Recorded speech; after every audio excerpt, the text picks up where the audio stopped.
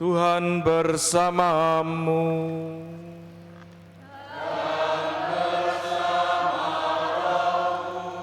Inilah Injil suci menurut Yohanes.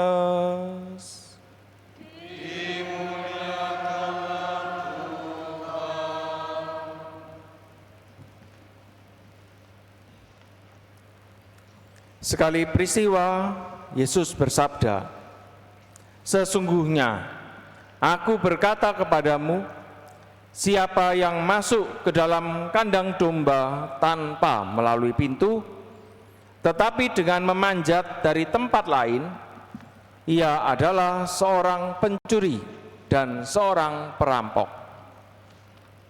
Tetapi siapa yang masuk melalui pintu, ia adalah gembala domba. Untuk dia penjaga membuka pintu, dan domba-domba mendengarkan suaranya. Ia memanggil dombanya masing-masing menurut namanya dan menuntunnya keluar.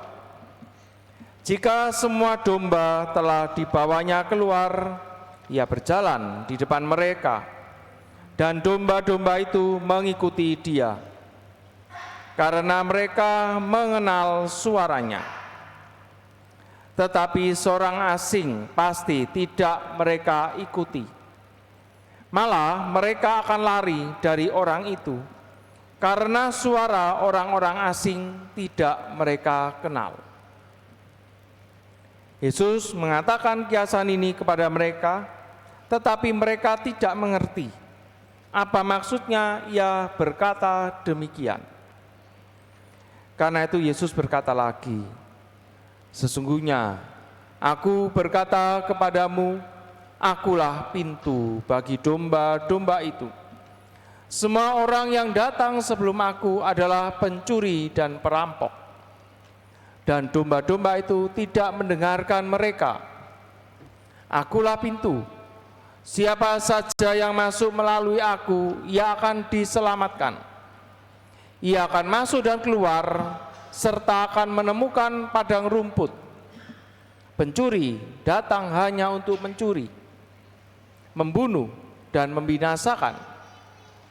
Aku datang supaya mereka mempunyai hidup dan mempunyainya dengan berlimpah-limpah."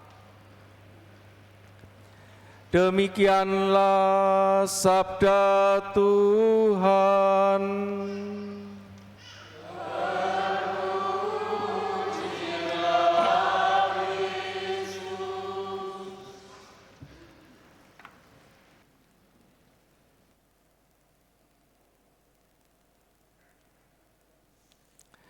Ia memanggil dombanya, masing-masing menurut namanya, dan menuntunnya keluar. Jika semua domba telah dibawanya keluar, ia berjalan di depan mereka, dan domba-domba itu mengikuti dia, karena mereka mengenal suaranya. Aku datang supaya mereka mempunyai hidup dan mempunyainya dengan berlimpah-limpah. Saudara-saudari yang terkasih dalam Kristus, kita hari ini merayakan hari Minggu Paskah keberapa? Keempat. Yang dalam tradisi gereja dikenal juga sebagai hari Minggu. Minggu apa? Minggu apa? Tadi dijelaskan di awal sebelum misa mulai. Apa? Hari Minggu? Minggu panggilan, dan juga dikenal sebagai hari Minggu Gembala yang baik. Gambarnya seperti ini gambarnya Yesus Gembala yang baik. Ini adalah gambar yang juga dipakai dalam salibnya Paus Fransiskus. Paus Fransiskus itu juga di salibnya itu bukan Yesus disalib, bukan, tapi Gembala yang baik. Gambarnya seperti ini. Dan juga ini adalah kita juga dikenal sebagai hari Minggu panggilan. Saudara-saudari yang terkasih, dalam hari Minggu panggilan ini kita diajak oleh gereja untuk berdoa kepada Allah Bapa supaya Bapa memberikan banyak gembala untuk kita. Bapak Ibu butuh imam? Butuh? Butuh para romo? Untuk apa? Supaya apa? Supaya bisa merayakan sakramen-sakramen. Terutama sakramen Ekaristi. Kalau nggak ada imam ya sudah, nggak bisa apa-apa. Walaupun mungkin Bapak Ibu lebih pinter daripada para romo mungkin lebih kaya, duitnya lebih banyak, tapi ternyata kalau nggak ada imam nggak bisa merayakan misa. Karena itulah gereja mengingatkan kita supaya kita mendoakan supaya Bapa memberikan banyak gembala untuk kita.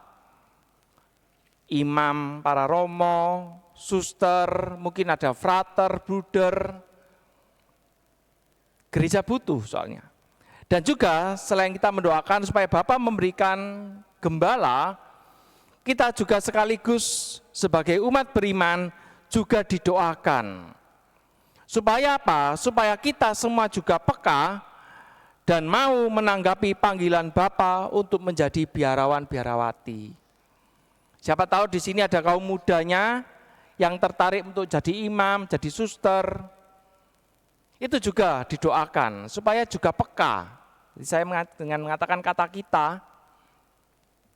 kita juga didoakan supaya mungkin ada yang dipanggil menjadi romo, menjadi suster, itu juga peka, tahu, oh ternyata Tuhan memanggil saya, lalu kemudian saya mau untuk menanggapi panggilan Allah tadi. Karena itulah setiap tahun pada hari Minggu Paskah yang keempat akan selalu menjadi hari Minggu panggilan dan juga sebagai hari Minggu Gembala yang baik. Saudara-saudari yang terkasih dalam Kristus.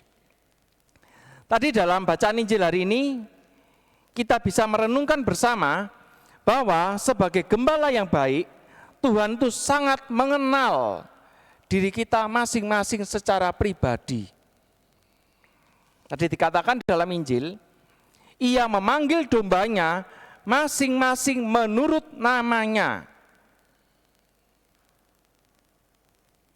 Kita semua dipanggil oleh Tuhan menurut nama kita masing-masing. Saya Sentosa, Tuhan juga manggil saya, ayo Sentosa, kamu menjadi anakku. Kemudian saya dibaptis, saya sekarang menjadi imam. Mungkin yang lain juga sama, mungkin ada yang namanya Agus, mungkin ada namanya Helen, mungkin ada namanya Nani dan lain sebagainya, semua dipanggil menurut nama kita masing-masing. Itu ketika kita dibaptis. Jadi Allah Bapa itu memanggil bukan seperti kerumunan massa, ayo gerombolan sini, enggak.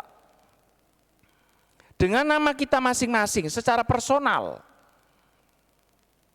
Karena bagaimanapun juga iman adalah urusan personal, saya pribadi dengan Allah. Demikian juga ketika kita menerima rahmat sakramen baptisan, entah mungkin ada yang usianya bayi, mungkin ada yang usianya SD, TK, SD, atau mungkin remaja, SMP, SMA, mungkin ada yang panggilan dewasa. Ketika kita menerima baptisan, Tuhan sendirilah yang memanggil kita secara pribadi dan memberikan kepada kita rahmat baptisan dan anugerah iman kepada kita. Tujuannya apa? Tujuannya adalah Tuhan ingin supaya kita semua dituntun oleh Tuhan sendiri menjadi satu kawanan, yakni dalam iman gereja Katolik.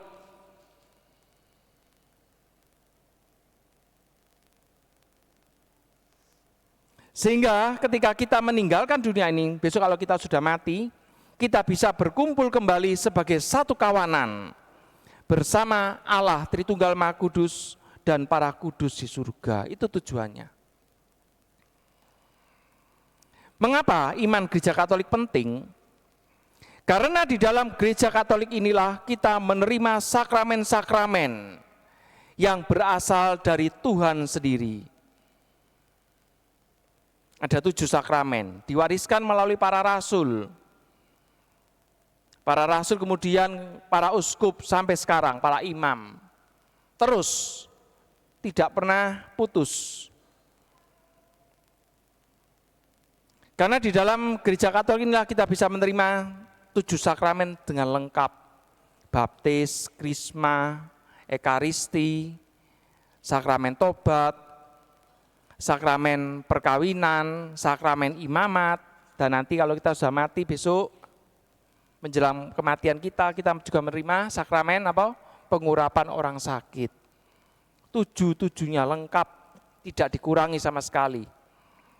Karena itulah semua sakramen ini penting karena memberikan rahmat buat hidup kita semua. Lalu sekarang tugas kita sekarang apa? Tugas kita sekarang adalah bagaimana kita berjuang untuk setia dalam iman. Dalam iman Katolik sampai akhir hidup kita. Kita setia merayakan sakramen-sakramen gereja. Ini tugas kita. Saudara-saudara yang terkasih, tadi kita semua sudah dikenal oleh Yesus. Kita dicintai oleh Yesus secara pribadi. Sekarang bagaimana kita dalam hidup ini juga berusaha untuk mengenal Yesus. Jangan sampai cinta Yesus itu bertepuk sebelah tangan. Kalau bertepuk sebelah tangan, gak akan terjadi keselamatan. Yang rugi siapa? Ya kita yang rugi. Kita sudah dicintai oleh Tuhan, kita sudah dikenal oleh Tuhan secara pribadi. Tapi ternyata kita yang belum mengenal Yesus, kita yang belum mengenal iman kita yang belum mencintai Yesus. Kemudian terjadi apa? Mungkin ada orang-orang yang meninggalkan iman, karena dia nggak ngerti sebenarnya. Nggak ngerti apa itu iman Katolik, apa itu sakramen, dan lain sebagainya. Karena itu menjadi tugas kita, bagaimana kita mengenal Yesus, mengenal iman Katolik. Kalau kita sudah mengenal Yesus, mengenal iman, pasti akan tumbuh apa? Cinta. Kalau orang punya cinta kepada Tuhan, cinta kepada gereja Katolik, maka apa buahnya? Buahnya adalah kita akan setia. Jadi kita setia bukan karena sekedar ikut-ikutan juga, jangan. Kita setia pun juga harus karena kehendak saya pribadi. Oh ya, saya mengenal Yesus, saya mau setia sama Tuhan Yesus. Inilah yang menjadi tugas kita. Kita ditugaskan untuk setia juga dalam menghasilkan buah-buah iman. Selama kita masih hidup di dunia ini. Sehingga kita bisa hidup dalam rahmat Allah secara berkelimpahan. Nanti dikatakan juga dalam Injil, Aku datang supaya mereka mempunyai hidup dan mempunyainya dengan berlimpah-limpah. Kapan itu? Ketika kita menghasilkan buah-buah iman dan kita juga hidup dalam kekudusan. Mari kita berjuang bersama dalam hidup ini. Setialah dalam iman Katolik sampai akhir. Tuhan memberkati kita semua.